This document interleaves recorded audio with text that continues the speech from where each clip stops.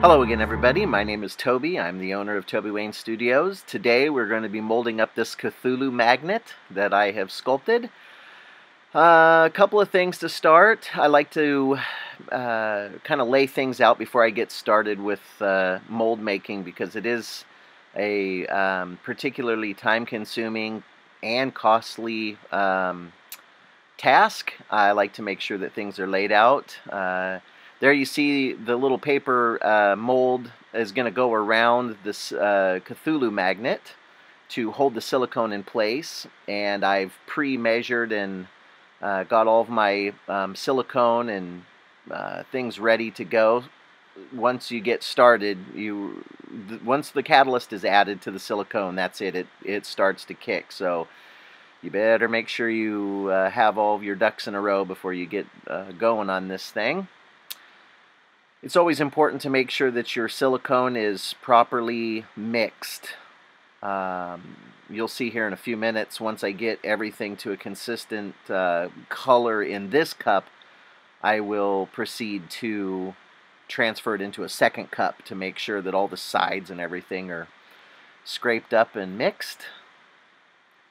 Silicone can be expensive, so I just learned by trial and error, and it was kind of expensive to start, but once I got the hang of it, it's not that big of a deal. You just learn to kind of eyeball the materials that you're going to need. Sometimes I have more, mix up more than what I need. Not all is lost. Sometimes I just pour it into another cup, let it cure, and then I can use that to store my X-Acto blades in so that they're not just laying around. And if I have other things in the studio that need to be molded, I'll pour those up at the same time. So here I am getting ready to pour it into that second cup like I was talking about a few minutes ago. Very important to make sure that your silicone is completely mixed thoroughly. You do not want to be having areas that are not mixed. That will cause for your mold to not set up. It will be tacky and sticky, and all that money and time and energy is flushed right down the toilet.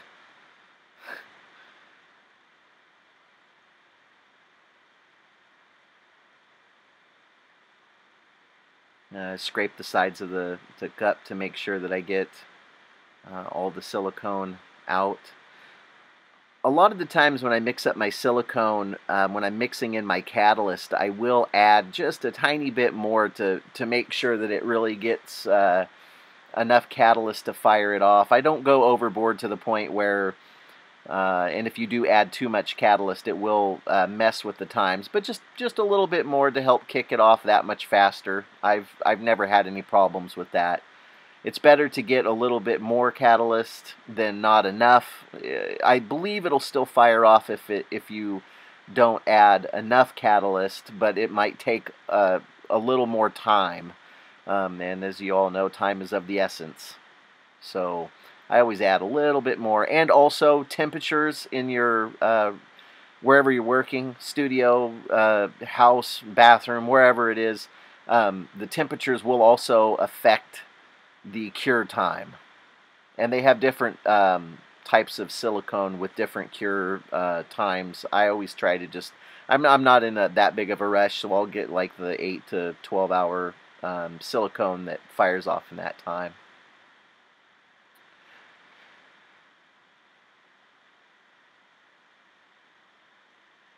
So what I like to do is I like to do a beauty coat. So I've glued my Cthulhu magnet down to my ghost board there so that it doesn't pop free. And what I'll do is I mix up or use my batch, and I do my little beauty coat on the thing just to make sure that all the little cracks and crevices, I tend to be a pretty detailed sculptor, so there's lots of little areas that could potentially catch bubbles. So I always like to do the beauty coat to make sure that all the silicone gets pushed and spread into all those areas. And this is the most important coat of all. So you want to make sure that you really get all that silicone pushed into all the little cracks and crevices, because there's nothing, well, there's things that are more disappointing than that, but it's very disappointing when you spend all this time, money, energy into making a mold, and then you are all excited, and then you demold it and there's bubbles, and then you pour it and it looks terrible. You get bubbles and voids. So I learned that the hard way, just through trial and error. So just really make sure you take your time to get that beauty coat applied proper. And also, this helps in the process too. You can not make the beauty coat, and if you pour it down the side, you'll see here in a little bit, if you just pour it down the side of the little paper mold, and it'll just kind of sheen in and it'll flow over the top. It could work that way too.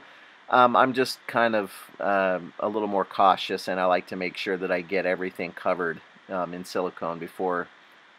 Sometimes they use the bombs away method, which is a small stream that will trickle down the side, which helps. I've seen guys pour it directly on top of their sculpt with no beauty coat at all, and I'm sure it turned out fine.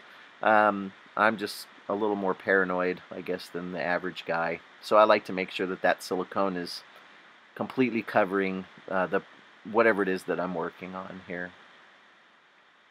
Always important to clean your brushes as well, unless they're not a big deal to you, and then you can just throw your brush away. But I do reuse mine, and I clean my brush with rubbing alcohol. I will, once I scrape all the excess silicone off of it, I will run it in a silicone, or in an alcohol bath, and really scrub it out and get it clean. And you can get multiple uses out of it. Saves on brushes. So here you see I'm taking my paper mold, and this is just poster board that I've wrapped around twice. You can see those little paper clips holding it together, and that just kind of keeps its shape.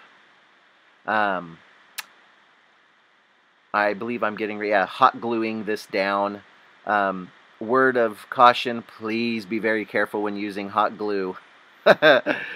Oh boy, I've got myself a few times with the hot glue gun, and that does not make for a good time on a Friday night. I will guarantee you that much right now.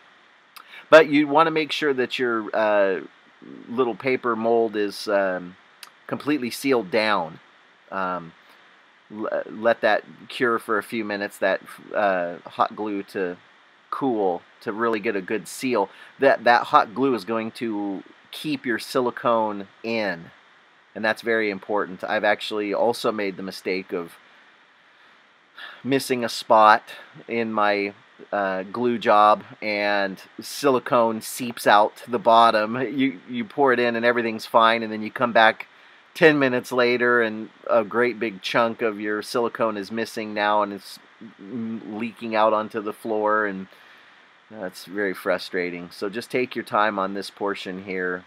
And you have time to work with your silicone too. It's not a race. You know, you have a little. I think you have a 15-20 minute work time. So double check that with your silicone, whatever it is that you're using. But there you see, I've got it completely encased now, getting ready to receive the silicone beauty coats put on it. It's all sealed around the edges. If I could get my hand out of the way, you'd probably see a little bit more. And here I'm going around and just really making sure that I've got that seal, that hot glue seal. And once I shot this video, I went back and looked, and there was a little area right there on the bottom corner where the silicone kind of seeped out, but it was fine. It wasn't that big of a deal. I didn't lose that much. So there you have the Cthulhu, the beauty coat, and the container wrapped around it, hot glued down. And here comes the fun part. You just pour that silicone in, and notice how I've got it poured off to the side so that it will sheen in and around. I just am not a big fan of pouring directly on, even though I have a beauty coat. I'm sure it would be fine, but I'm just ultra cautious and careful. So I always pour from the top or the bottom or the side of the mold to let it just sheen in and around your surface to make sure that everything is nice and applied proper and there's not going to be big bubbles. Notice also that stream size. It's a fairly small stream, so all the bubbles that are I guess mixed in when you're mixing silicone are popping and breaking, so they're not being trapped, which is nice.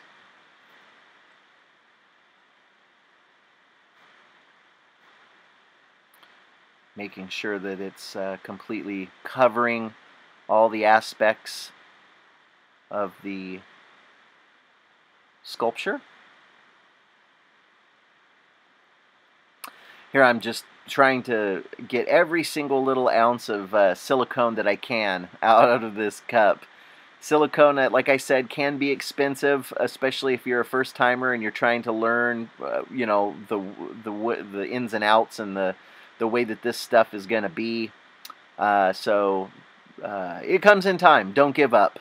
I was terrified of making molds, so I overcame that just by spending some money and some time and realizing that just mold something up small, just so you can practice and get a feel for it.